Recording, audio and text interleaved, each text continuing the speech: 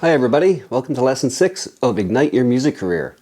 Last week we talked about music supervisors, their roles and responsibilities, how you can professionally contact them, how important it is to do that in a professional way. It's great after you get to know them to, they can be your friends or they'll keep coming back to you if you do great work for them.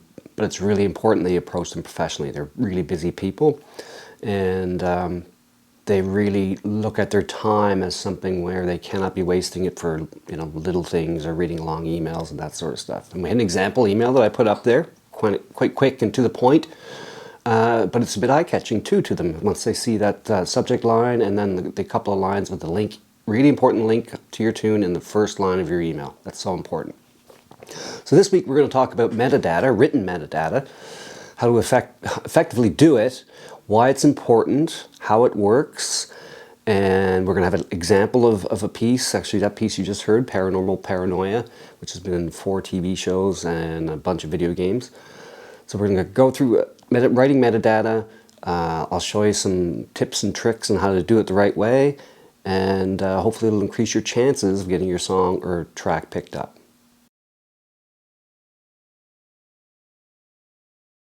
So what is metadata? There's 2 types of metadata.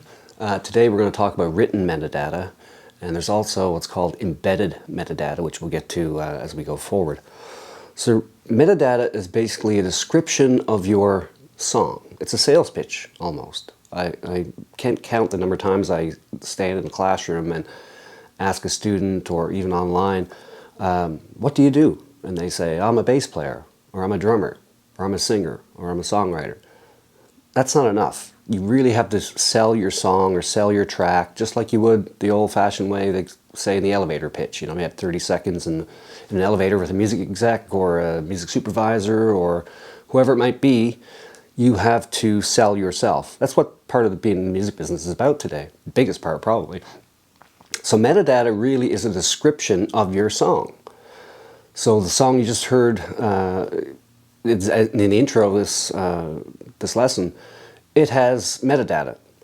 So metadata really contains various ways that you describe your song. So typically for metadata it's the song title, it's a 2 to 3 line description of the song or track, there's keywords that are attached to that track, there's a BPM or beats per minute attached to that track, there's a key, there's sound alike, so does this song sound like someone else? Or does this track sound like this type of composer? So there's all aspects of metadata that are used by music supervisors, editors, music libraries to track and categorize their music. Music editors and music supervisors typically today still use iTunes to do this. So when you actually produce a track, what you should be doing is once it's done, write all this information down. The best way to do it when you write a track or a cue or a song is to have a spreadsheet, which I've included in this lesson, where you can put all this information in and you can quickly copy and paste it for different music libraries or different music supervisors, etc. You don't want to keep going back and redoing the same metadata. You can add to it for sure, but really you want to get that paperwork done as soon as the track or cue or song is done. This is a big component actually of music licensing today. If you want to get your music in songs, films, TV shows, that sort of thing, you can either do this metadata online, or as I'm going to show you with one of my biggest publishers, they actually want a document with this information in. So I have that information stored on a spreadsheet that has all the information for all my songs or all my tracks or all my cues, so I can quickly go in and copy and paste that. So you don't waste time going back and redoing it over and over and over again. So again, it's your sales pitch for your song. Typically for music libraries, which we'll talk about going forward in the future, you can submit this online. Some publishers and some music libraries and some networks are very, very sticky about this information. Some of them have pages and pages of it. Some of them have very few bits and pieces that they want. They'll actually do it for you. But again, it's the categorization of this stuff, and it's your sales pitch to your song. So you have to know your music. And there's keywords and certain things that you can put in there that'll actually increase your chances of having your piece picked up. For example, the music supervisor might be working on a TV show that needs dramatic, pulsing music. One of the first things they're going to do if they go into iTunes or the database that they're using are put in those keywords. Once they do that, if your metadata is really good, and it takes a little while to get really good at it, your music's going to pop up first. And once your music pops up first, you automatically get the first chance at having your music heard. Now, the reason I talk about this so much is because a lot of musicians or composers or singers, songwriters, their big kick is in writing the music and composing the music. I'm like that too. But there is a paperwork aspect to it. You've got to know your music inside out. You've got to track it. All kinds of things we're going to talk about in the future. But the metadata is the basic element of once that piece of music is written, composed, there's songs written and recorded, that is your sales pitch for your tune. So let's look at a piece of metadata that I wrote for this track, and we'll go through it.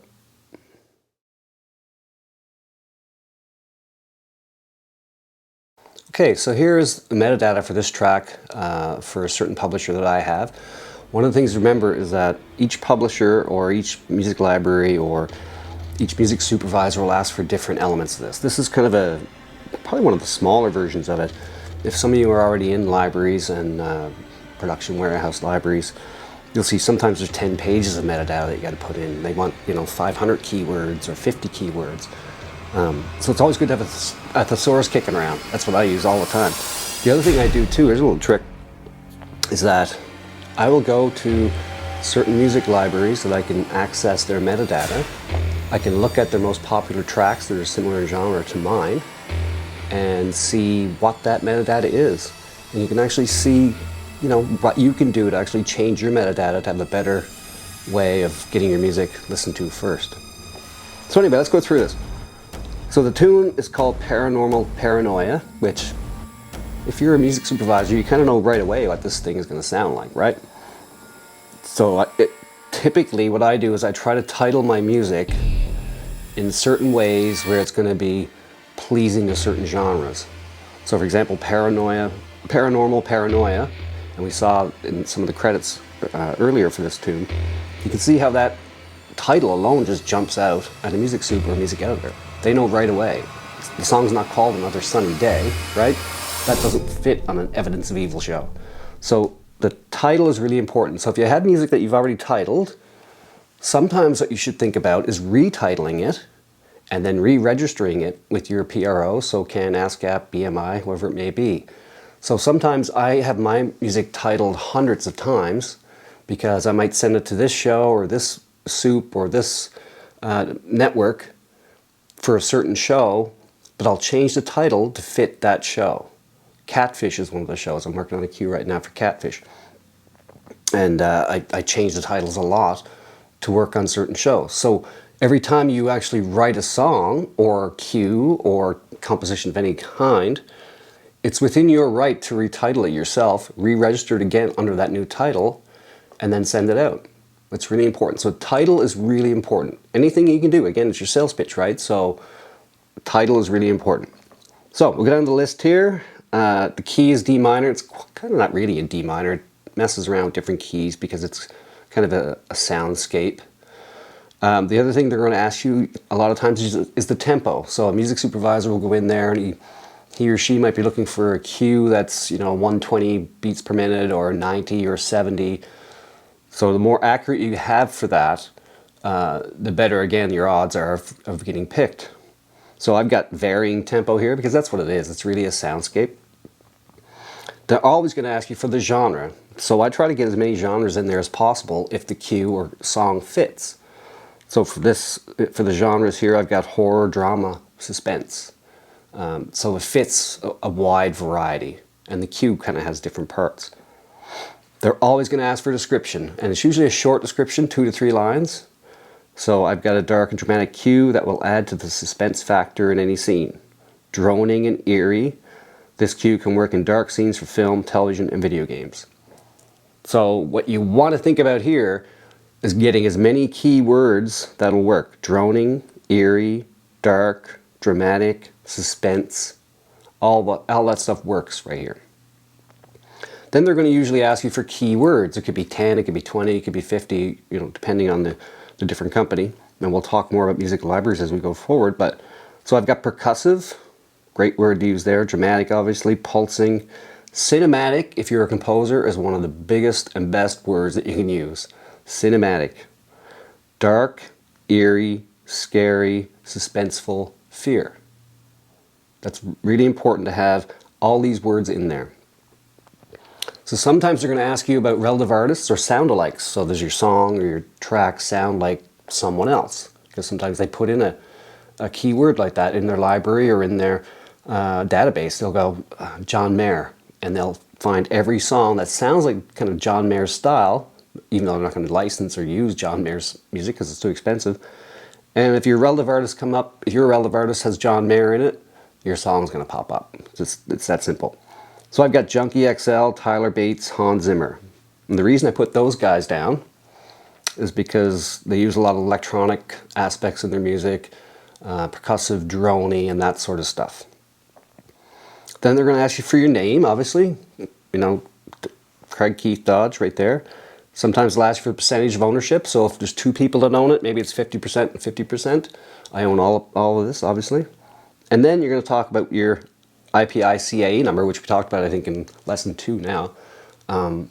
It's really important to include all of that. And this is all written metadata. We're going to talk about embedded metadata in the coming weeks.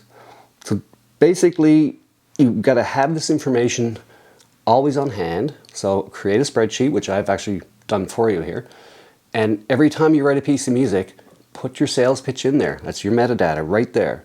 So every time then you've got to send a track out to a library or to a music supervisor and they ask you for these details, you've got it on hand. You don't have to go back and rewrite it, pull up the track, waste your time getting your thesaurus out again. Have it always on hand and within arm's reach, within a spreadsheet or a document that you have on your computer or your laptop, whatever you're using, and just be ready. It just saves a lot of time and a lot of pain, actually, because having to go back and do metadata for a track that you wrote in 2013, for example, would take a while.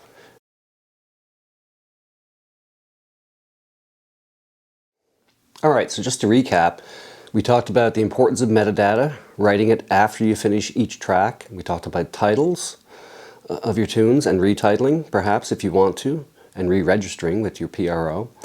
We talked about how really good metadata increases your opportunities to get your tunes picked up or listened to by supervisors or music editors or libraries or people, directors who go in and use licensed music. So it's really important to take that time. So we've got 2 activities here this week.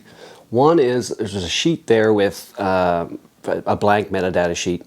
I want you to pick 3 of your own songs or tracks and write the metadata requirements that are asked. So you're talking about your BPM, you're talking about your key, your title, all the information that goes with it.